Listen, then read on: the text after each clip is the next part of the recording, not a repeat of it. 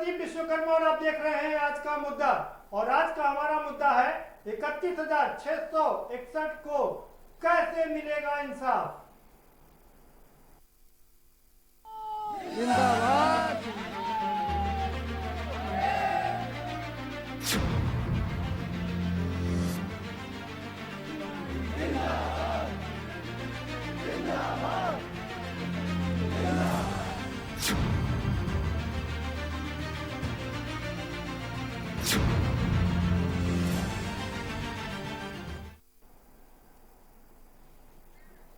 जी हाँ, उत्तर प्रदेश में भर्तियों का आलम ये है, चाहे कोई भी सरकार हो उसमें कोई ना कोई पेंच लगा ही रहता है। चाहे पिछली समाजवादी पार्टी की सरकार हो या उससे पहले बहुजन समाज पार्टी की सरकार हो, जब भर्तियां निकलती हैं उसके बाद उसमें तमाम अड़ंगे रोड़े लगते रहते हैं। वर्तमान में भी 69,000 सहायक शिक्षकों की भर्ती का अभियान शुरू किया गया था, लेकिन उसमें रोड़े लगते रहे और उसके बाद मामला सुप्रीम कोर्ट पहुंचा। सुप्रीम कोर्ट में शिक्षा मित्रों ने याचिका दायर की और सुनवाई होती रही। बाद में फैसला ये आया, सुप्रीम कोर्ट ने साफ कर दिया कि आप 31,661 लोगों को छोड़ करके बाकी लोगों की पोस्ट को रोक दीजिए और 31,661 की भर्ती आप कर सकते हैं। लेकिन उसके बाद अधिकारियों की मनमानी के कारण इसमें आरक्षण का सही से पालन नहीं किया गया, ये कहना है ओबीसी एससी एसटी के लोगों का। वो कह रहे हैं कि इसमें आरक्षण का सही से पालन नहीं किया गया, इसलिए वो कोर्ट के चक्कर लगा रहे हैं, धरना प्रदर्शन कर रहे हैं, पिछड़ा वर्ग आयोग के चक्कर लगा रहे हैं और लगातार मांग कर रहे हैं कि सही से आरक्षण का पालन किया जाए। उधर राज्य सरकार और यूपी के मुख्यमंत्री योगी आदित्यनाथ ने साफ कर दिया था कि एक हफ्ते के अंदर ये भर्तियां पूरी की जाए और उनको इन अभ्यर्थियों को जल्दी से जल्दी नियुक्ति पत्र भी दे दिया जाए। लेकिन अब सवाल यह है कि जब इतने अड़ंगे लग रहे हैं तो ये 31,661 लोगों को न्याय कैसे मिलेगा, कब मिलेगा नियुक्ति पत्र, और ये जो आंदोलित छात्र हैं उनको कैसे न्याय मिलेगा, ये अपने आप में सबसे बड़ा सवाल है। और इसी पर हम चर्चा करेंगे। हमारे साथ खास मेहमानों का पैनल जुड़ा हुआ है, हम उनसे आपका परिचय कराएंगे, लेकिन उससे पहले आपको एक रिपोर्ट दिखा देते हैं। जरा ये रिपोर्ट देखिए और समझिए, उसके बाद इस पर चर्चा करेंगे। जिंदाबाद।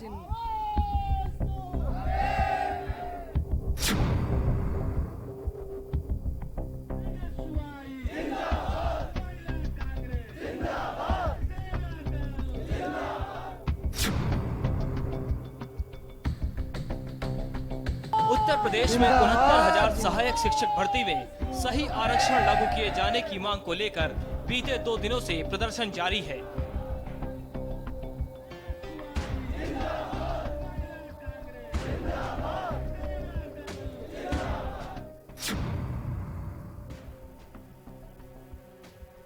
शनिवार को ओबीसी और एसटी के अभ्यर्थी SCERT कार्यालय निषादगंज पहुंचे, लेकिन पहले से ही बड़ी संख्या में पुलिस मौजूद रही। जिंदाबाद।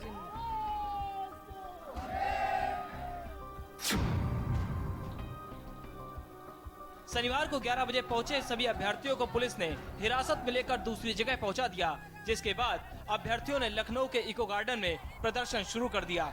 सोमवार को भी प्रदर्शन जारी रहा।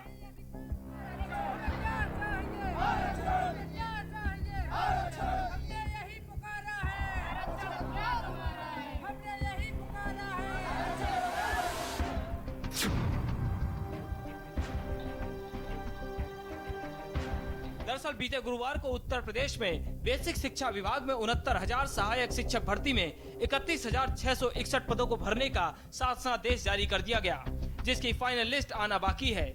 ओबीसी एसटी के आरक्षण को लेकर प्रदर्शन कर रहे अभ्यर्थियों की माने तो भर्ती में आरक्षण के नियमों का पालन नहीं किया गया। आरक्षण को लेकर ओबीसी आयोग की तरफ से स्टे दिया गया, लेकिन आयोग को नहीं सुना गया। अभ्यर्थियों का कहना है कि एमआरसी और आरक्षण के नियमों को सही से लागू किया जाए। अभी जो लिस्ट आई थी उसमें आरक्षण के नियमों का सही से पालन नहीं किया गया। चयन सूची की पुरानी लिस्ट पर स्टे होने के बावजूद 69,000 पदों पर नई सूची जारी कर दी गई। कोर्ट ने ऑर्डर दिया था कि जब तक पुरानी सूची पर कोई फैसला नहीं हो जाता तब तक सरकार नई सूची जारी नहीं कर सकती। बता दें कि सरकार ने 69,000 शिक्षक भर्तियों में 31,661 पदों को भरने के लिए जियो जारी कर दिया है। प्रदर्शन करने वाले अभ्यर्थी भर्ती में आरक्षण को लेकर नियम के अनुसार कदम उठाए जाने की मांग कर रहे हैं, जिसको लेकर लखनऊ के इको गार्डन में भूख हड़ताल और धरना प्रदर्शन जारी है। नहीं अधिकार चाहिए, आरक्षण पर न्याय चाहिए, नहीं अधिकार चाहिए, आरक्षण पर न्याय चाहिए। राष्ट्रीय पिछड़ा वर्ग आयोग में 1 अक्टूबर को अगली अंतिम सुनवाई होनी है। अभ्यर्थियों की मांग है कि सरकार लिखित में ठोस आश्वासन दे या मुख्यमंत्री से उनकी मुलाकात कराई जाए। प्रदर्शनकारी अभ्यर्थियों को अब कांग्रेस का भी साथ मिल रहा है। कांग्रेस प्रदेश अध्यक्ष अजय कुमार लल्लू के नेतृत्व में प्रदर्शन आगे बढ़ रहा है।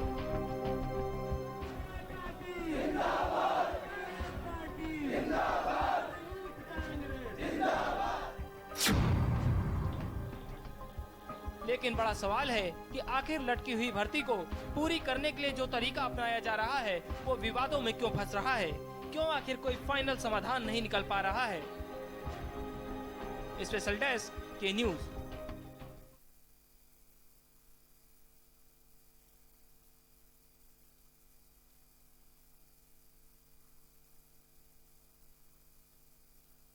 कर रहे हैं और समझ भी नहीं आ रहा कि आखिर जब सब सारी चीजें तय हैं, सुप्रीम कोर्ट ने तय कर दिया है कि 49% आरक्षण दिया जाएगा, 50% से ऊपर आरक्षण नहीं दिया जाएगा। SC/ST का आरक्षण एकदम नियमित है और पिछड़ों का आरक्षण निर्धारित है, तो उसमें ये घालमेल कहां पर है? क्या वाकई घालमेल है या ये अभ्यर्थी यूं ही सड़क पर हैं? इन सब बातों पर चर्चा करेंगे। हमारे साथ में खास मेहमानों का पैनल जुड़ा हुआ है, उनसे हम आपका परिचय करा देते हैं। विजय खेरा साहब हमारे साथ में है, बहुत वरिष्ठ प्रवक्ता हैं भारतीय जनता पार्टी के। बहुत स्वागत है आपका विजय खेरा साहब। सचिन रावत साहब हमारे साथ यहाँ लखनऊ स्टूडियो से जुड़ चुके हैं, बहुत स्वागत है आपका सचिन रावत जी। और समाजवादी पार्टी के वरिष्ठ नेता उस्मानी साहब हमारे साथ जुड़ चुके हैं, पूर्व मंत्री रहे हैं, वर्तमान में वरिष्ठ नेता है समाजवादी पार्टी के। आपका भी बहुत स्वागत है उस्मानी साहब। और दो अभ्यर्थी भी हमारे साथ यहाँ से जुड़ चुके हैं, विजय यादव आपका स्वागत है और सुशील कश्यप भी जुड़ चुके हैं, आप दोनों का भी बहुत स्वागत है। सीधा रुक करेंगे सुशील विजय यादव, मामला क्या है दरअसल? क्यों आप लोग सड़क पर हैं? क्यों धरना प्रदर्शन कर रहे हैं? आपकी उम्र है समय पढ़ने की, लिखने की, कंपटीशन क्वालिफाई करने की, आप सड़क पर हैं। सर देखिए, 69,000 सहायक शिक्षकों की जो भर्ती उत्तर प्रदेश में इस समय रनिंग प्रोसेस में है, उसमें तमाम पेश थे। उसकी वजह से 2 साल तक ये प्रक्रिया कोर्ट में लंबित रही। हाई कोर्ट से होकर सुप्रीम कोर्ट तक प्रक्रिया पहुंची और माननीय सुप्रीम कोर्ट में अंतिम फैसला जो है वो सुरक्षित कर लिया गया है। सुरक्षित करने के बाद माननीय सुप्रीम कोर्ट का एक आदेश आता है कि 37,339 पद जो शिक्षा मित्रों के हैं, जितने शिक्षा मित्र क्वालिफाई हैं, उतने पदों को रोककर यदि राज्य सरकार चाहे तो 31,661 पदों पर भर्ती कर सकती है। लेकिन सर यहाँ आश्चर्यजनक बात यह है कि इतनी प्रचंड बहुमत से चुनी गई सरकार आज ओबीसी, SC, ST अभ्यर्थियों के साथ इतना सौतेला भेदभाव कर रही है। चूंकि हमने जो ये चयन सूची इन्होंने बनाई है 67,867 की, पहली बात तो इन्होंने सिरे से खारिज कर दिया कि ये कोई चयन सूची है। इनका ये कहना है कि ये जिला आवंटन लिस्ट है, हमने एक सॉफ्टवेयर तैयार किया है जिसके माध्यम से हमने जिला आवंटन कर दिया है।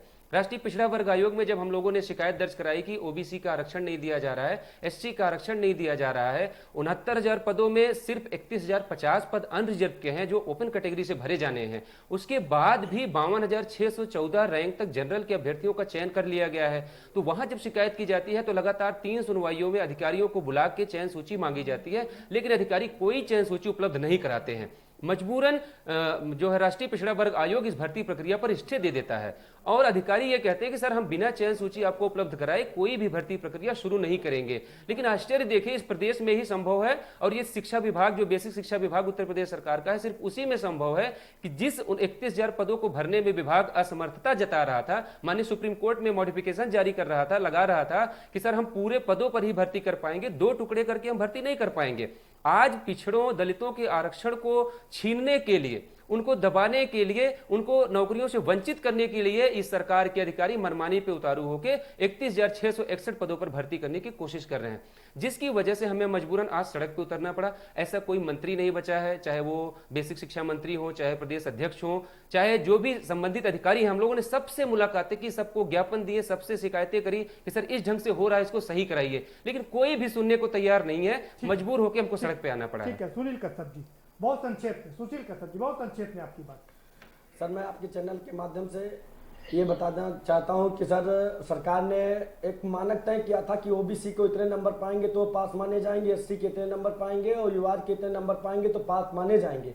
उन सारे मानकों को मैं पूर्ण करते हुए 70% मार्क ला करके भी आज मैं इस भर्ती परीक्षा से बाहर हो गया हूं। आरटीआई के माध्यम से और तमाम सूचनाओं के माध्यम से मैं जानकारी चाहता हूं, उसके बावजूद भी यह विभाग हमको जानकारियां नहीं दे रहा। मैं सूचना के अधिकार से भी जब हमने सूचना मांगी, उसके बावजूद भी ये सरकार दे नहीं रही है कि हम असफल इस परीक्षा में क्यों हुए हैं। तो मेरा सिर्फ इतना मानना है या इतना कहना है आपके चैनल के माध्यम से कि ये जो विभाग है वो मूल चयन सूची वर्गवार गुणांक सहित क्यों नहीं जारी कर रही, क्यों छुपा रही है, इसके पीछे क्या राज है। ठीक है, ठीक है। विजय खेरा साहब, आपने दोनों अभ्यर्थियों को सुना, क्या कारण है कि ये छात्र सड़कों पर हैं? क्यों नहीं जो नियम कायदे कानून है उनका पालन किया जा रहा है? उत्तर प्रदेश एक्ट के खिलाफ कुछ नहीं होगा और सुप्रीम कोर्ट के आदेश के खिलाफ हिंदुस्तान का कोई आदमी नहीं जा सकता। अगर सुप्रीम कोर्ट ने एक बार मई में ये आदेश दिया था कि सारी की सारी वैकेंसी 3 महीने के अंदर भरी जाए, उसके बाद सुप्रीम कोर्ट ने ही ये आदेश दिया कि जून में इनमें से 37,339 जो रिक्त स्थान है इनको रिक्त रखा जाए। इसका मतलब यह है कि सुप्रीम कोर्ट के स्पष्ट आदेश हैं कि आप टीचर्स का 3 महीने के अंदर भर्ती करिए।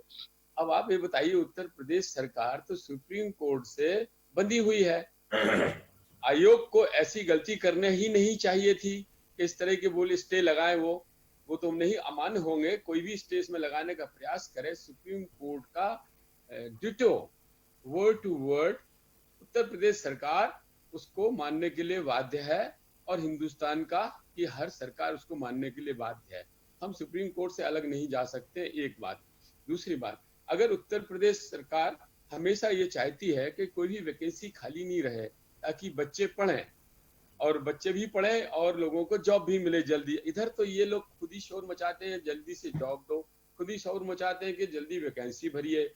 जब भरने का प्रयास करते हैं तो कोई इसमें चूज की बात नहीं है। ये समाजवादी सरकार थोड़ी ना चल रही है कि चूज करोगे आप अपनों को भर्ती कर लोगे, फलानों को करोगे, कोई रिश्तेदारों को रखोगे, वो सब यहाँ कुछ नहीं होता है।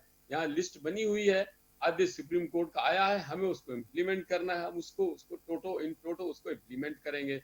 बेमतलब का आंदोलन करना, उसको दबाव डालना बेकार है। क्यों अपना वक्त खराब कर रहे हैं? क्योंकि कोई सरकार थोड़ी निर्णय ले रही है। अगर सरकार निर्णय ले और आपको सरकार से कोई शिकायत है, आप आइए अपनी बात रखिएगा, सुनेंगे मुख्यमंत्री जी, उस पर निर्णय लेंगे जिसके ऊपर हम लोग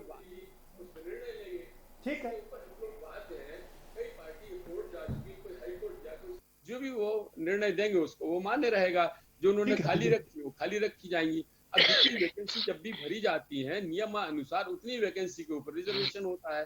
रिजर्वेशन में वैकेंसी के ऊपर रिजर्वेशन होता है। ठीक है विजय जी, आप हाथ नीचे कर लीजिए, आएंगे आपके पास। तो किया जाएगा। ठीक है, ठीक है विजय खेरा साहब, सबको चर्चा में शामिल कर लेते हैं। आपका सवाल एकदम वाजिब है। सचिन रावत के पास चलेंगे। सचिन रावत जी, आपने मौका अच्छा देखा, चौका देख करके अच्छी गेंद देख करके चौका मार दिया। साथ खड़े हो गए इनके अजय लल्लू साहब, वहां पहुंच गए धरना प्रदर्शन में। सवाल ये उठता है कि विजय खेरा साहब कह रहे हैं जब सुप्रीम कोर्ट का आदेश है तो वो कहां से इंटरफेयर कर सकते हैं इसमें? पिछड़ा वर्ग आयोग कहां से इसमें इंटरफेयर कर सकता है?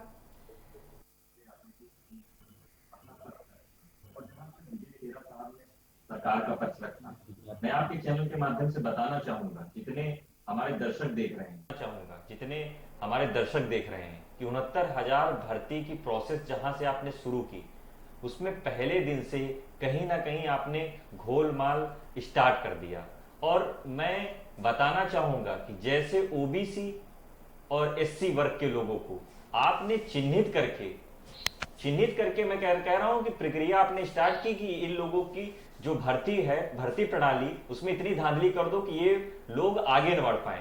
उसमें ही इन लोगों ने स्पष्टता से इतना ज्यादा घोलमाल किया अधिकारियों की मिलीभगत से कि ये भर्ती भी कहीं ना कहीं सुप्रीम कोर्ट के और धरना प्रदर्शन के भेंट चढ़ गई।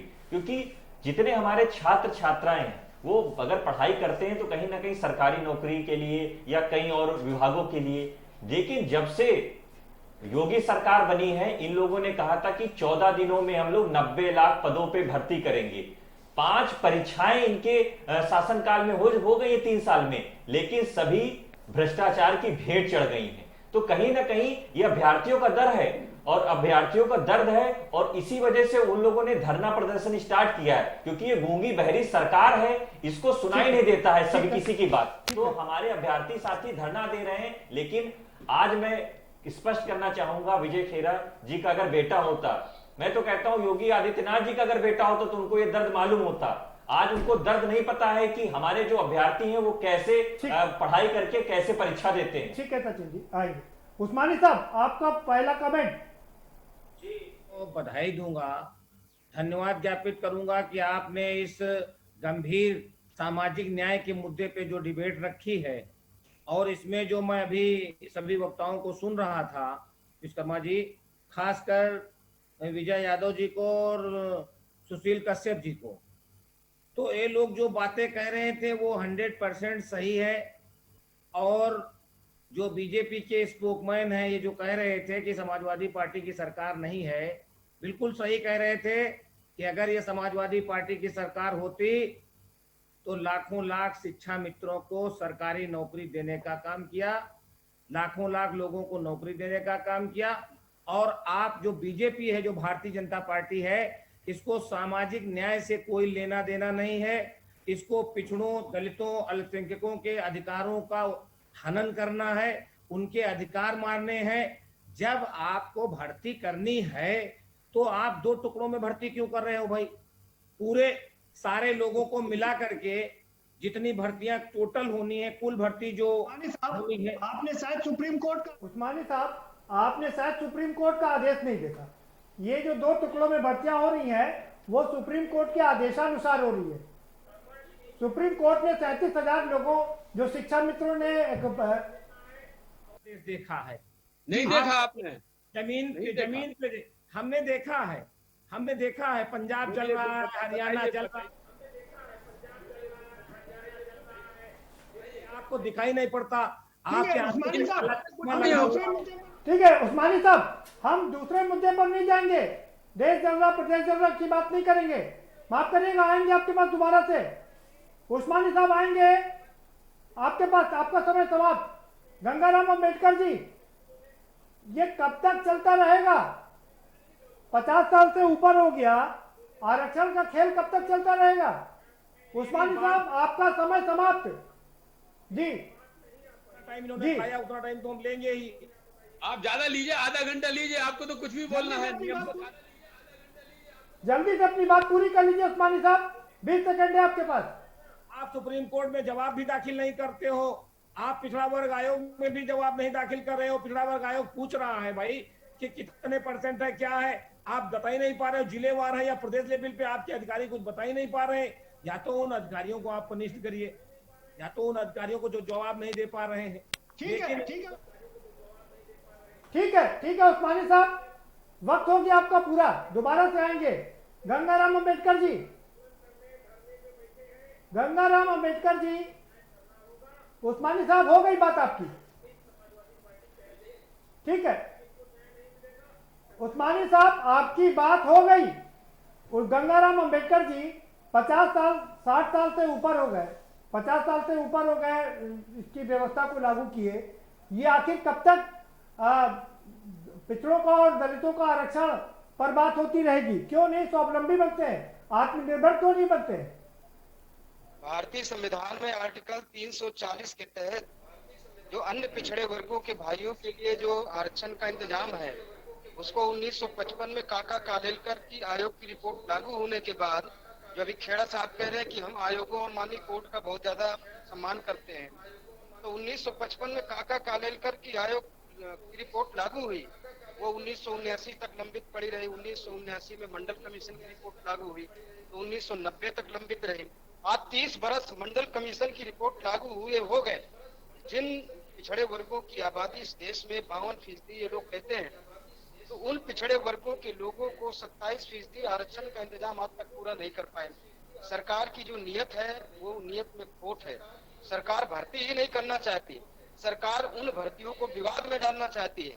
जहाँ तक माननीय सुप्रीम कोर्ट का आदेश का हवाला खेड़ा साहब दे रहे हैं, तो मैं इनसे पूछना चाहता हूँ कि पदोन्नत के आरक्षण के संबंध में अनुसूचित जाति जनजाति के जो सेवा योजक हैं, इनके लिए भी माननीय सुप्रीम कोर्ट ने 12 साल के पुराने केस में फैसला दिया है। तो आखिर केंद्र एवं प्रदेश की सरकार उस अनुसूचित जाति के लोगों के उस पदोन्नत के आरक्षण के संबंध में कंप्लाइन क्यों नहीं कर रही है? तो सरकार की जो नियत है कि बेरोजगारों को नौकरी देना ही नहीं चाहती है। यहाँ बात न तो 69,000 की है, न तो 31,000 की है। यहाँ तो ये किसी को भर्ती नहीं करना चाहते हैं। इसी में कुछ स्टूडेंट, अरे भाई, मुख्यमंत्री जी कह रहे हैं कि 1 हफ्ते के अंदर भर्ती दीजिए। गंगाराम अम्बेडकर जी क्या कह रहे हैं? लोगों को नियुक्ति पत्र मिल रहे हैं, ठीक है, आएंगे, बाधित हो जाएगा तो पूरा का पूरा 69,000 लोग। तो ये परंपरा तो पिछली सरकारों में भी रही है ना। आएंगे, ठीक है गंगाराम अम्बेडकर जी। विजय खेरा साहब, ठीक है, गंगाराम जी, ठीक है, आएंगे आपके पास, ठीक।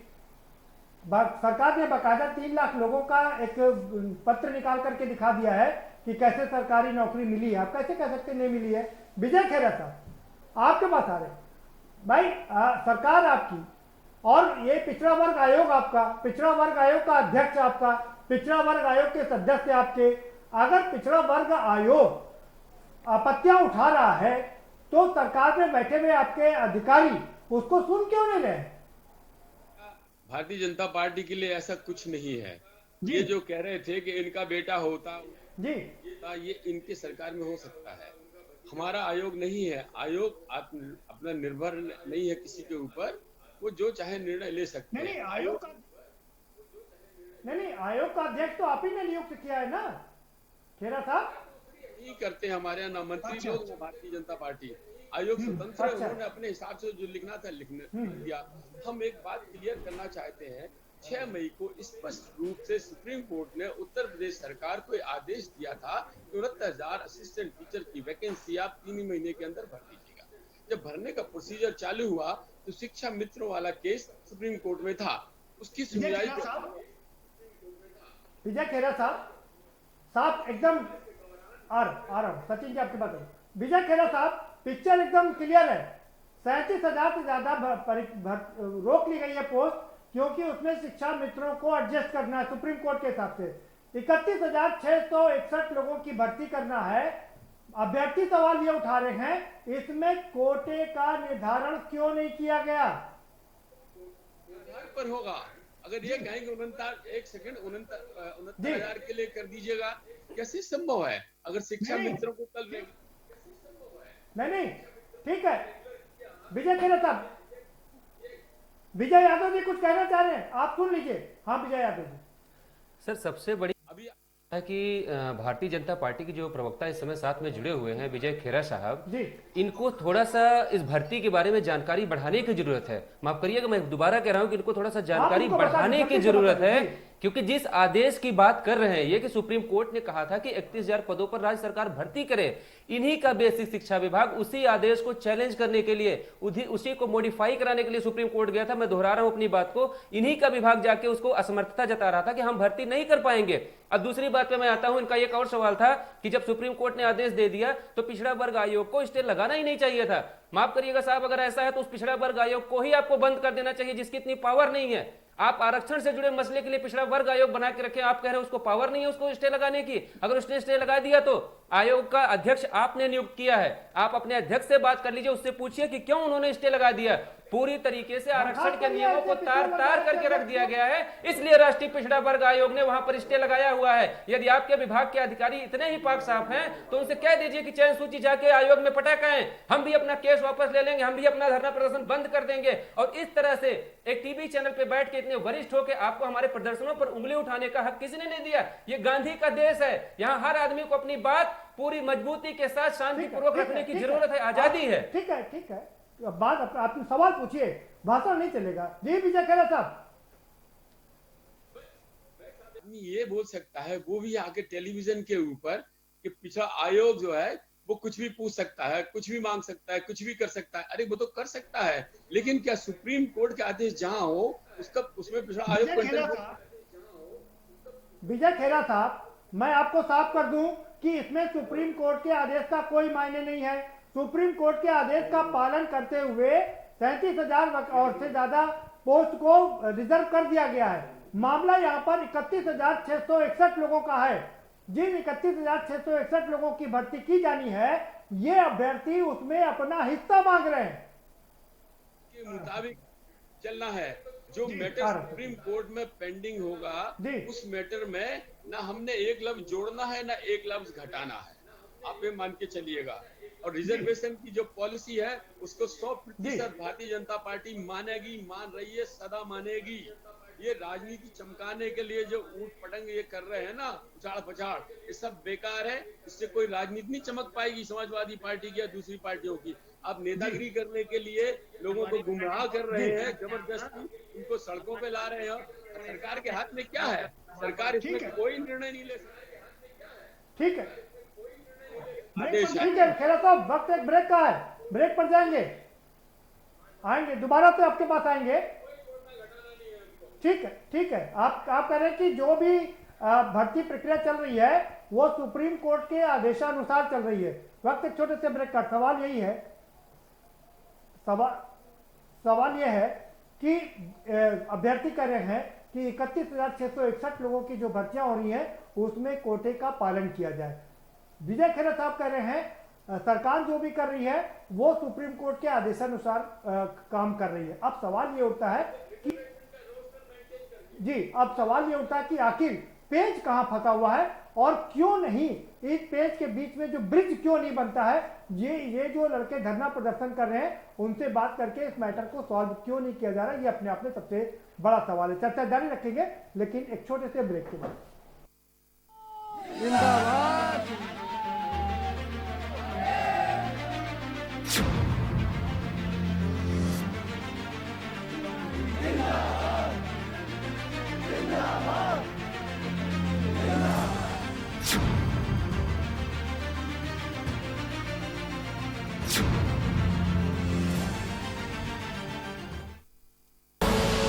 आप देख रहे हैं के न्यूज, खबरों का सारथी।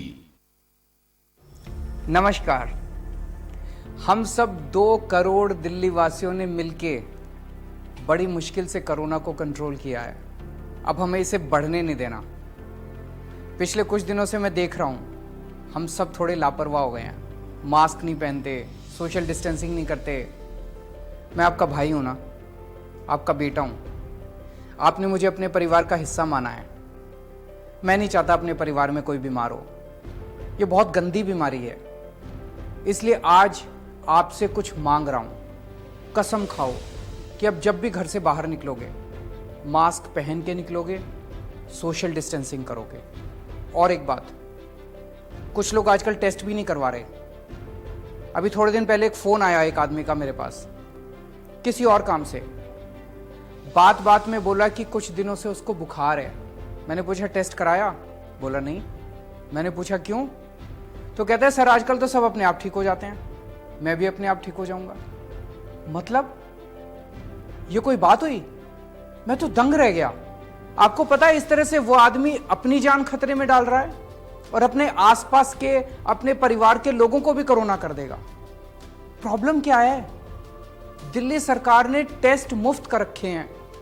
दिल्ली में जगह जगह टेस्ट हो रहे हैं, तो फिर क्यों नहीं टेस्ट करवाते? अगर आपको कोई भी सिम्टम हो या फिर आप किसी ऐसे व्यक्ति के संपर्क में आए जिसे कोरोना है, तो जाके टेस्ट करवाओ। आप स्वस्थ रहें, अपने सबके परिवार में सब लोग सुखी रहें, ऐसी प्रभु से प्रार्थना है। जय हिंद।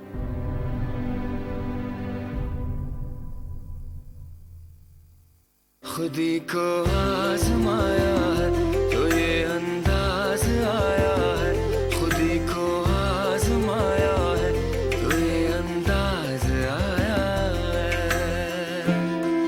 तुम में भी मैं हूं, Shukla. GGS Education Group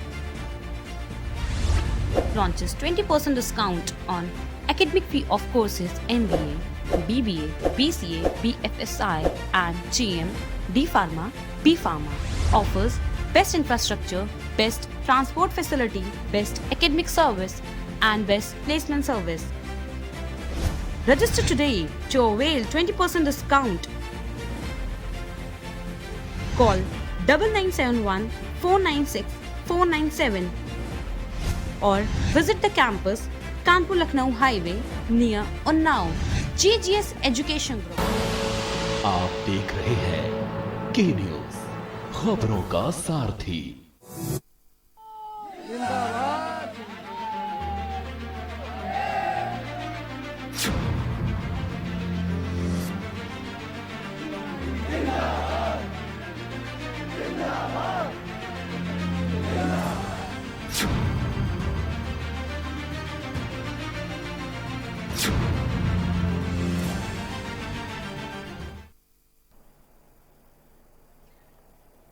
break के बाद आपका स्वागत है। उत्तर प्रदेश में जब जब भर्तियां निकलती हैं, कोर्ट का दरवाजा लोगों को जरूर खटखटाना पड़ता है और कोर्ट जाकर के वो अटक जाती हैं। ये कोई पहली बात नहीं है, ये अक्सर चाहे जिसकी भी सरकार रही हो, चाहे कांग्रेस की सरकार रही हो, चाहे बसपा की सरकार रही हो, फिर सपा की सरकार हो गई हो, चाहे भारतीय जनता पार्टी की सरकार हो। ये क्यों होता है ऐसा, ये अपने आप में सबसे बड़ा सवाल। सचिन जी का रुख करें। सचिन रावत जी, आप कुछ कहना चाह रहे थे, पहले अपनी बात रख दीजिए, फिर हम आपसे सवाल करेंगे। देखिए, मैं अभी सारी बातें सुन रहा था, खेरा साहब की बातें सुनी, लेकिन कहीं ना कहीं मैं बताना चाहूंगा कि इनकी जितनी भी भर्तियां हो या पहले सरकारों में जो भर्तियां हुई हैं, उनके साथ में इन्होंने सौतेला व्यवहार किया है। जैसे भी खेरा साहब शिक्षा मित्रों की बात कर रहे थे, मैं याद दिलाना चाहूंगा खेरा साहब को, 1 साल पहले जो हमारे शिक्षा मित्र के साथी और शिक्षा मित्र की जो बहनें अपना सर मुंडन करवाने को मजबूर थी इस सरकार में, तो ये सरकार की जो संवेदनशीलता है वहीं पे खत्म हो गई। जब एक सुहागन अपना सर मुंडन करवा लेती है तो समझ लीजिए कि इस सरकार की कैसी नियत होगी शिक्षा मित्रों के साथ। मैं अनुदेशकों की बात इसी में बताना चाहूंगा कि इन लोगों ने, हाईकोर्ट का आदेश है कि आप लोग जो तय मानदेय है वो दीजिए, लेकिन इन लोगों ने सिर्फ और सिर्फ अपनी वाहवाही के लिए सिर्फ और सिर्फ उनको 6,000 रुपए देकर के उनके साथ सौतेला व्यवहार करने का काम किया। आपकी बात हो गई। अब मेरा सवाल सीधा आपसे ये है, मैंने इसीलिए जानबूझ के सारी पार्टियों का नाम दिया। कोई भी भर्ती आज तक ऐसी हुई हो जिसमें लोग कोर्ट ना गए हों आरक्षण को लेकर के? चाहे कांग्रेस की सरकार हो, आपकी भी सरकार थी, 65 साल हो गए रिजर्वेशन दिए हुए, आज तक वो 27% कोटा भी नहीं भरा गया, 49% कोटा भी नहीं भरा गया, ना तो SC ST का ना OBC का। और आपकी सरकार सबसे ज्यादा रही केंद्र में भी और उत्तर प्रदेश भी। जिम्मेदार कौन है? देखिए प्रदीप जी, मैं स्पष्ट करना चाहूंगा कि कांग्रेस पार्टी की सरकार पिछले 30 सालों से नहीं है, लेकिन 30 सालों से केंद्र में 10 साल तक आपकी सरकार रही। केंद्र में उत्तर प्रदेश में 30 साल, सुन लीजिए, केंद्र सरकार में उत्तर प्रदेश में 30 साल पहले तक आपकी सरकार लगातार रही। जी मैं बताना चाहूंगा कि केंद्र में यूपीए की सरकार रही, रेलवे बोर्ड हो या OBC का हो या SC हो या जितने भी रेलवे के मतलब रेलवे के पद हो या सेंट्रल पुलिस के पद हो, सभी पे पदों पे कांग्रेस पार्टी ने युवाओं को भरने का काम किया। इससे पहले भी उत्तर प्रदेश के प्रारूप में मैं आना चाहूंगा, मैं उत्तर प्रदेश में आना चाहूंगा। अगर भरने का काम, मेरा सवाल सीधा ये, अगर भरने का काम किया और आपने ईमानदारी से सब चीज का आरक्षण का पालन किया, तो अभी तक ये 27% या 49% क्यों नहीं हुए? क्यों SC ST पूरे देश में मात्र 2% और OBC मात्र 8 से 10% ही है? देखिए मैं बताना चाहूंगा कि आरक्षण का जब प्रावधान हुआ तब उस समय देश आजाद हुआ था और आरक्षण की सख्त जरूरत थी SC की SC को। उसके बाद में मंडल कमीशन आया, OBC आरक्षण बना, तो कहीं ना कहीं जो क्योंकि दबे शोषित जो वंचित समाज के लोग थे उनको आगे लाने के लिए आरक्षण का प्रावधान किया। आपने किया, लेकिन मैं बताना चाहूंगा इम्प्लीमेंट नहीं किया। नहीं, मैं बताना चाहूंगा सवाल या निशान लग रहा है। नहीं, हम लोगों पे नहीं जी। आज की सरकार जो है, अगर वो भर्ती कराती, मैं तो कह रहा हूं भर्ती करा रही है, अच्छी बात है, लेकिन सारी भर्ती भ्रष्टाचार के भेंट क्यों चढ़ रही है? 5 भर्तियां इन्होंने कराने की पेशकश की, नलकूप हो, शिक्षक भर्ती हो, पुलिस भर्ती हो, ठीक है। सब में इन लोगों से पेपर क्यों लीक हो जाते हैं? आज अगर जितने लोग हमारे समर्थन करते हैं, अगर हम लोगों की आवाज उठाकर सरकार की उनकी आवाज को दबाया क्यों जाता है? सुशील कश्यप, क्या मैं गलत कह रहा हूँ? 1955 में अंबेडकर साहब कह रहे 1955 में काका कालेकर के समय से ये लागू किया गया था। आपको नहीं लगता अगर कांग्रेस ने भी ईमानदारी से इसमें भर्ती की होती तो आज ये दिन ना देखना पड़ता? सर, मैं आपको बता देना चाहते हैं कि जो संविधान में प्रावधान है, हाँ, उसी के अनुसार से कोई भी भर्ती हो उसे पूर्ण करना चाहिए, उससे इतर भर्ती को नहीं करना चाहिए। जिस प्रकार से वर्तमान सरकार ने 50% रिजर्वेशन के बिसाइड्स 52,614 रैंक तक सामान्य वर्ग के अभ्यर्थियों का चयन किया, ये कतई भी हम ओबीसी एससी के साथ में न्याय नहीं किया है। इस प्रकार के हम लोगों ने हमारी आरक्षित वर्ग की सीटों पे मैं आपसे दूसरी बात कर रहा था। अन्याय आपके साथ हो रहा आपके हिसाब से, लेकिन ये अन्याय कोई आज थोड़ी ना हो रहा, ये अन्याय तो हमेशा से होता रहा है, लेकिन सरकारों में भी हुआ ना।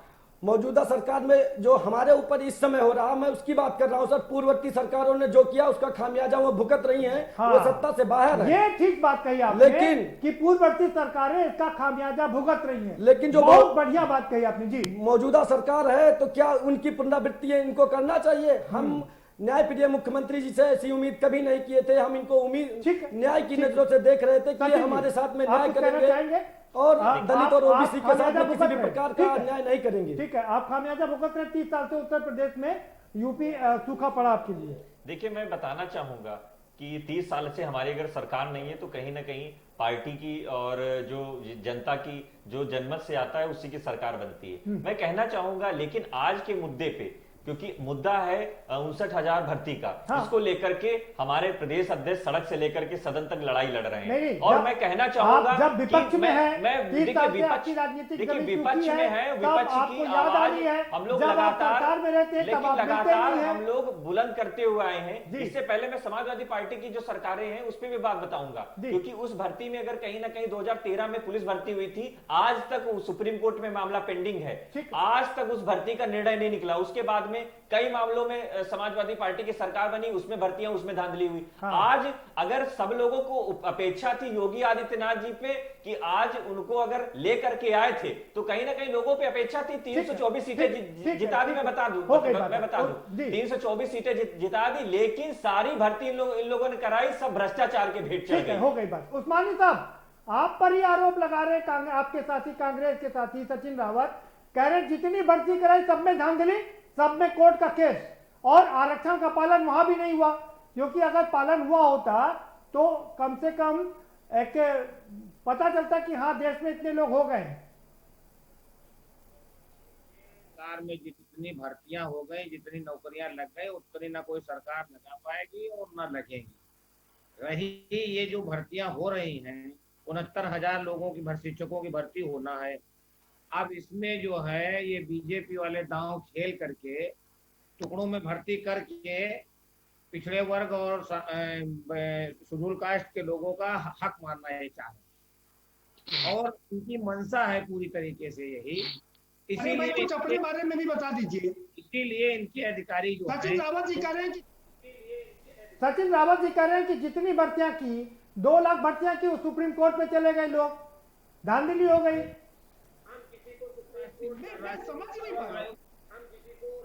समझ नहीं पा रहा हूँ उस्मानी साहब, मेरी समझ में नहीं आ रहा है। 2013 की भर्ती बताइए, जो 2013 की भर्तियां बताइए। सचिन रावत पूछ रहे हैं 2013 की भर्तियां बताइए। शिक्षा मित्र नौकरी कर रहे हैं, जिनको 50,000 60,000 रुपए तनख्वाह मिल रही है, कौन दे रहा है? पूछो ना इनको नौकरी कौन दे गया था? अरे मैं शिक्षक भर्ती की बात नहीं कर रहा हूँ, मैं पुलिस भर्ती की बात कर रहा हूँ 2013 की, वो भी बताइए। देखिए प्रदीप जी, स्पष्ट है कि दोनों जो सरकारें हैं वो लगातार जो रही हैं उत्तर प्रदेश में, वो सिर्फ और सिर्फ युवाओं के साथ उन्होंने छलावा किया है, और छलावा करने के बाद में आज हमारा युवा मजबूर हो गया सड़क पे उतरने के लिए। 15 करोड़ लोग बेरोजगार हो गए। ठीक है भाई उस्मानी साहब, आप फिर उतर रहे उसी पर सरकार को घेरने के लगे। जो बात हो रही इस पर बात करेंगे, आएंगे आपके पास में। गंगाराम अम्बेडकर जी, बहुजन समाज पार्टी की सरकार थी। आ रहा हूं उस्मानी साहब, बात हो गई आपकी। गंगाराम अम्बेडकर साहब, आप बसपा की सरकार थी। अरे भाई ठीक है बहन जी, उस्मानी साहब चर्चा को आगे बढ़ाने दीजिए। हो गई बात आपकी, हो गई। गंगाराम अम्बेडकर साहब, 4 बार आपकी बहन मायावती जी 4 बार मुख्यमंत्री रही। पिछले 14 साल से तो भाजपा की सरकार नहीं है, 30 साल से कांग्रेस की सरकार नहीं है, लगातार सपा बसपा की सरकार बनती रही। लेकिन ये कोटा पूरा क्यों नहीं हुआ? बहुजन समाज पार्टी की सरकार में अनुसूचित जाति, जनजाति एवं अन्य पिछड़े वर्गों का जो बैकलॉग कोटा अभियान चलाकर भर्ती किया गया, 9 लाख से ज्यादा लोगों को रोजगार भर्ती किया गया। जहां तक आज जो समस्या उत्पन्न हुई है, इसका कसूरवार हमारे अन्य पिछड़े वर्ग के भाई खुद ही हैं, क्योंकि मैं उनको बताना चाहता हूं कि साइमन कमीशन की बात इनकी समझ में नहीं आई, काका कालेलकर आयोग की बात इनकी समझ में नहीं आई, मंडल आयोग की सिफारिश लागू होने पर श्री विश्वनाथ प्रताप सिंह जी की बात इनकी समझ में नहीं आई। अपने ही आरक्षण के खिलाफ इन्होंने सड़कों पर आंदोलन किया। आज चाहे वो जाट समाज के आरक्षण का मामला हो, चाहे गुर्जर समाज के आरक्षण का मामला हो, चाहे निषाद समाज के आरक्षण का मामला हो, चाहे पाटीदार पटेल समाज के लोगों के आरक्षण का मामला हो, ये टुकड़ों टुकड़ों में जो आंदोलन हो रहे हैं, उन पर पुलिस गोलियां चलाकर उनके लोगों की हत्याएं हुई है, लेकिन आज तक किसी समाज का कोई आरक्षण लागू नहीं हुआ है। तो मैं उनको एक नजीर देना चाहता हूं कि उच्च जातियों का जो कमजोर, उच्च जाति के जो गरीब लोगों का 10% आरक्षण जो संविधान में संशोधन करके वो लागू किया गया, तो उसमें न कोई गोली चली है, न किसी की हत्या हुई है, न कोई सड़क पे आंदोलन हुआ है। इसलिए अपने पिछड़े भाइयों से मैं अपील करना चाहता हूं कि अपनी यूनिटी बनाइए, आप गुमराह मत होइए। अगर आप यूनिटी नहीं बनाएंगे तो इसी तरह आप भाई गंगाराम अम्बेडकर जी, मैंने आपसे एक सवाल पूछा था। बहन मायावती 4 बार उत्तर प्रदेश की मुख्यमंत्री रही और आप उनके बहुत खास रहे, लेकिन ये कोटा पूरा क्यों नहीं हुआ? दलितों का ही कोटा पूरा हो जाता। को बहुत कम समय के लिए सरकार बनाने का मौका मिला। उस समय भी अरे भाई पूरे 5 साल तक सरकार रही, बहुमत की सरकार रही। बहुमत की 2000 के बाद में बहुमत की सरकार बनाने का सबसे पहला श्रेय मायावती जी को ही जाता है। कोटा का बैकलॉग अभियान चलाया गया, जिसमें तमाम विभागों में 9 लाख से ज्यादा बीएसपी की सरकार में भर्ती किया गया। अन्य पिछड़े वर्ग गंगाराम अम्बेडकर साहब, 2007 से लेकर के 2012 तक आपकी पूर्ण बहुमत की सरकार थी और 208 विधायक थे आपके पास में। आप बहन मायावती जी के ओएसडी थे। आप बता दीजिए दलितों का कोटा क्यों नहीं पूरा हुआ? अभियान चलाकर सारे विभागों का बैकलॉग कोटे का अभियान चलाकर तो आज भी उत्तर प्रदेश सहित देश में दलित 2% ही क्यों है नौकरियों में?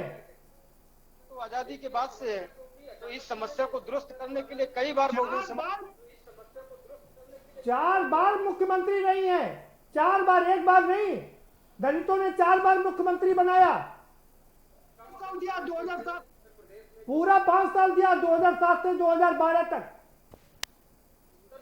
जनजाति के लोगों का बीएसपी की हुकूमत में अभियान चलाकर भर्ती की गई, लेकिन क्योंकि ये बड़े पैमाने में 2% ही क्यों है?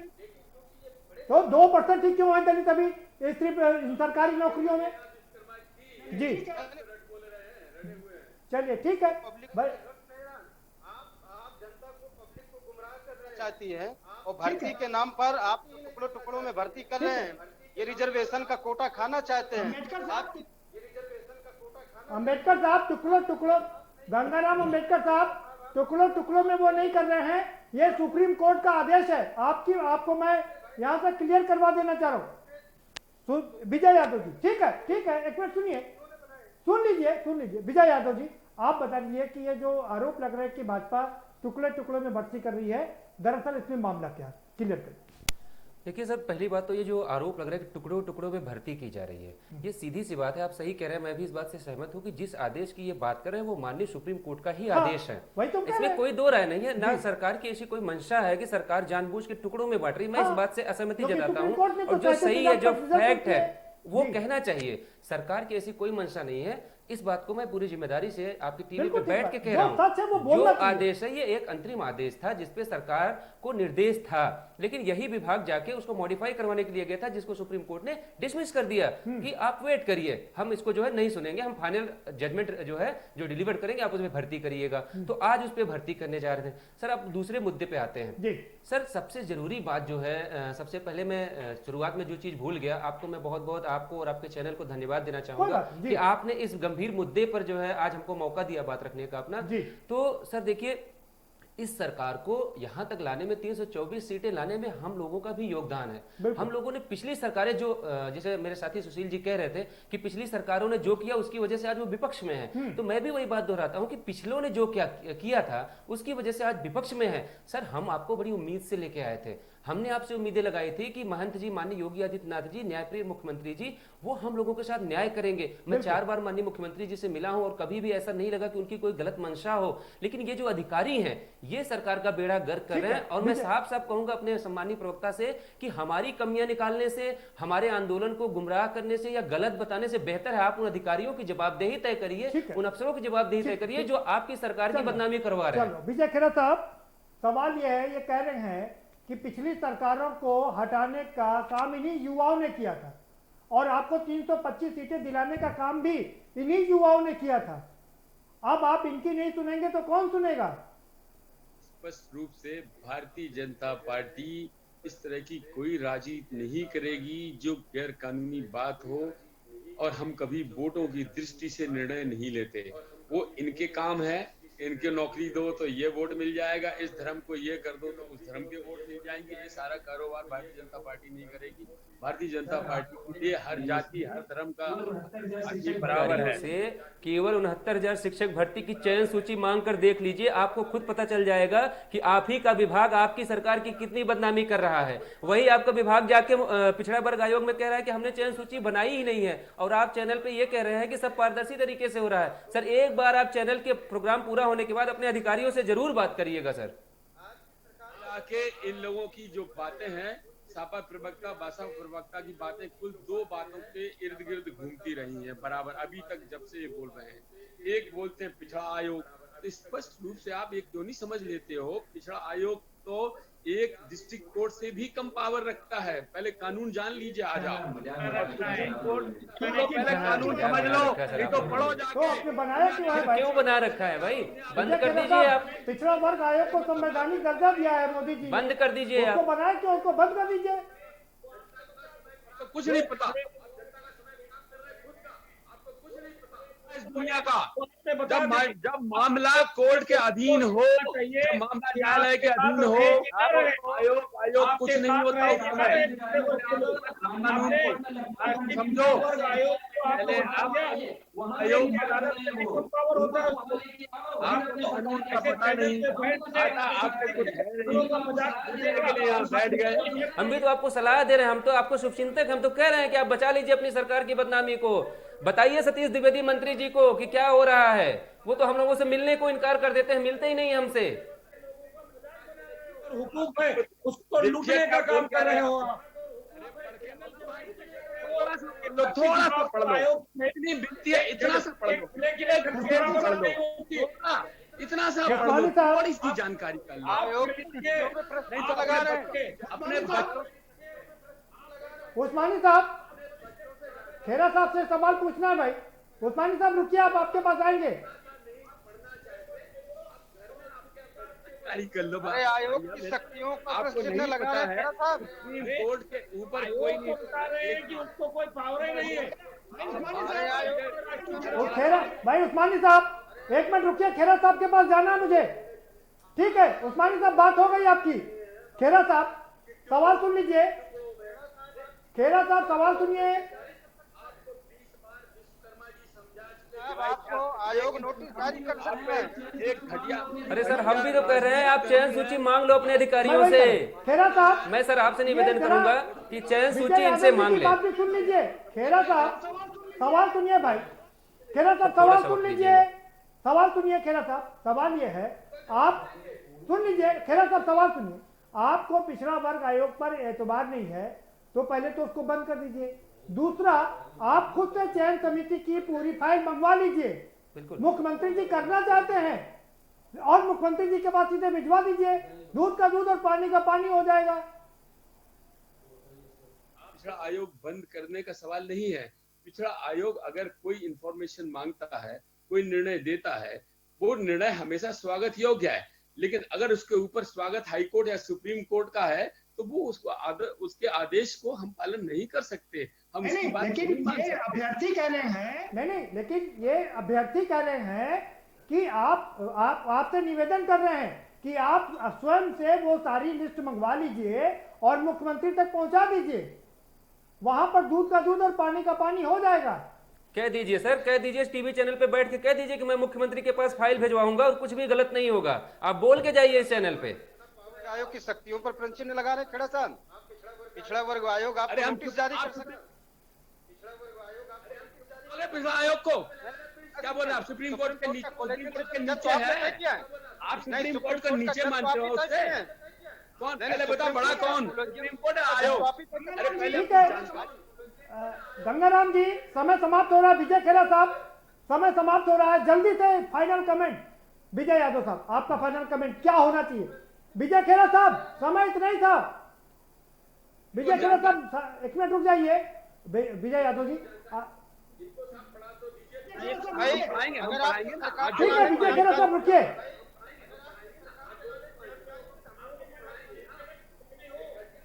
गंगाराम अम्बेडकर जी, एक मिनट के लिए शांत हो जाइए। फाइनल कमेंट के लिए जाना मुझे। उस्मानी साहब रुकिए भाई। ठीक है, समय खराब ना करिए, बहुत कीमती है समय टीवी चैनल का। विजय यादव जी, फाइनल कमेंट आपका क्या होना चाहिए 20 सेकंड में, जल्दी से। सर मेरा ये मानना है कि अगर सरकार दोषी नहीं है, अगर सरकार इस मामले में इन्वॉल्व नहीं है, तो उसको हमारे ऊपर ब्लेम करने से बेहतर है उन अधिकारियों को तलब करना चाहिए कि यदि राष्ट्रीय पिछड़ा वर्ग आयोग ने भर्ती प्रक्रिया पर स्टे लगाया है तो क्यों लगाया है। माननीय हाईकोर्ट लखनऊ खंडपीठ में अगर 10 याचिकाएं पेंडिंग है तो उन पर जवाब अभी तक क्यों नहीं लगाया गया, और 67,867 लोगों की चयन सूची क्यों नहीं उपलब्ध कराई गई। सिर्फ 3 बातों को जो है शामिल करना चाहिए, सारा का सारा दूध का दूध पानी का पानी हो जाएगा। सुशील कश्यप जी, जल्दी से। सर, मैं प्रवक्ता महोदय से मेरा सिर्फ एक ही प्रश्न है कि जो माननीय सुप्रीम कोर्ट में मामला चल रहा है वो कटाव को लेकर के चल रहा है, और जो राष्ट्रीय पिछड़ा वर्ग में मामला चल रहा है तमाम प्रकार की अनियमितता के संदर्भ में चल रहा है। इसलिए बड़ा और छोटा होने का कोई प्रश्न नहीं है, वो अपना काम कर रहा है, राष्ट्रीय पिछड़ा वर्ग अपना काम है। अलग अलग मामले हैं दोनों के, इसलिए इस भर्ती पर रोक लगाई है कि ये नहीं है कि सुप्रीम कोर्ट बड़ा है और राष्ट्रीय पिछड़ा वर्ग छोटा है। वहां पे कटाव का मुद्दा है और यहाँ पर अनियमितता और आरक्षण का मुद्दा है। यहाँ पे हमारे आरक्षण के साथ सीधे सीधे डाका मारा जा रहा है। ठीक है, सचिन जी, फाइनल कमेंट। देखिए प्रदीप जी, मैं बताना चाहूंगा कि सरकार और अधिकारियों के मिली भगत से व्याप्त भ्रष्टाचार उजागर हो रहा है। हमारे भाइयों का दर्द है, 69,000 शिक्षक भर्ती का मामला हो या कितने भी मामले हो, सब लंबित हैं क्योंकि सरकार जो है वो पूर्णतः भ्रष्टाचार में लिप्त है। इसी वजह से द्विवेदी साहब खुद वो दूरी बनाए हुए हैं और सीएम साहब ने तो कतई दूरी बना दी है छात्र छात्राओं से मिलने के लिए। आज तक कोई भी इनकी भर्ती व्याप्त नहीं हो पाई है जो जमीन पे हो पाए। सॉल्यूशन क्या, जल्दी से बताइए। देखिए सोल्यूशन जो है, सोल्यूशन सरकार के पास में नहीं है। सोल्यूशन तो हमारे ये जो नौजवान छात्र छात्राएं जो बेरोजगार है ये 22 में करेंगे, ये 22 में सोल्यूशन कर देंगे सरकार को। मतलब आपकी राजनीति गर्म रहेगी। ठीक है, उस्मानी साहब फाइनल कमेंट जल्दी से, 20 सेकंड है आपके पास। सामाजिक रूप से पिछड़े लोग हैं, जो दबे कुचले समाज के लोग हैं, इनको रिजर्वेशन मिलना चाहिए और इनके साथ कोई नाइंसाफी नहीं होनी चाहिए। अगर राष्ट्रीय पिछड़ा वर्ग आयोग कोई डिसीजन दे रहा है तो उसको कोई चैलेंज नहीं कर सकता है। अगर इनके पास ज्यादा असीम शक्तियां हैं तो राष्ट्रीय पिछड़ा वर्ग आयोग को भंग कर दे। सुप्रीम कोर्ट जज को बुला लो, सुप्रीम कोर्ट जज को बुला लो ना। आपको नोटिस जारी करेगा राष्ट्रीय पिछड़ा वर्ग आयोग, सुप्रीम कोर्ट जज को बुला लीजिए ना, सम्मत कर लो। उस्मानी साहब, ठीक है। खेरा साहब एक मिनट रुक जाइए, फाइनल कमेंट आपका भी लूंगा। खेरा साहब ध्यान से सुन लीजिए बातों को जी। खेरा साहब आप इम्पेशेंट क्यों हो रहे हैं? आपके पास फाइनल कमेंट के लिए आऊंगा, अभी आ रहा हूं सर। ठीक है, उस्मानी साहब आपकी बात हो गई। खेरा साहब आपका फाइनल कमेंट। आखिर ये मसला कैसे आपका फाइनल कमेंट, आखिर ये मसला कैसे सुलझेगा? योगी सरकार में इतना सा भी अन्याय नहीं हो सकता ओबीसी के साथ ना दलित के साथ, इसकी गारंटी है। क्योंकि जो नियम से है वो बिल्कुल उनका अधिकार उन्हें मिलेगा, उससे ज्यादा ही मिल सकता, कम नहीं मिलेगा, पहली बात। दूसरी बात, हम सुप्रीम कोर्ट के आदेश से बंधे हैं, उससे ऊपर कोई नहीं है, ना कोई आयोग है, ना हाई कोर्ट है, ना कोई है, ना सरकार है। सबसे ऊपर सुप्रीम कोर्ट है। सुप्रीम का आदेश इस देश में संविधान के अनुसार है, उसको चलेंगे, उसको मानेंगे पूरा। और दूसरा ठीक है, बहुत शुक्रिया, बहुत शुक्रिया आप सभी मेहमानों का इस चर्चा में शामिल होने के लिए। तो एक और अभ्यर्थी सड़क पर है, वो मांग कर रहे हैं कि उनका हक मारा जा रहा है। सरकार का कहना है कि वो सुप्रीम कोर्ट के आदेशों का पालन कर रही है, और जो विपक्ष के दल हैं वो कह रहे हैं कि सरकार इन लोगों का हक मार रही है। अब सवाल ये उठता है कि आखिर ये वास्तविकता क्या है, क्योंकि ये जो अभ्यर्थी है वो कह रहे हैं कि हमने पिछली सरकारों को हटाया था, इसका खामियाजा वर्तमान सरकार को भी भुगतना पड़ सकता है। ये बात देखना जरूर होगा। फिलहाल इस कार्यक्रम में इतना ही। आप हमें दीजिए इजाजत और बाकी खबरों के लिए देखते रहिए KBN।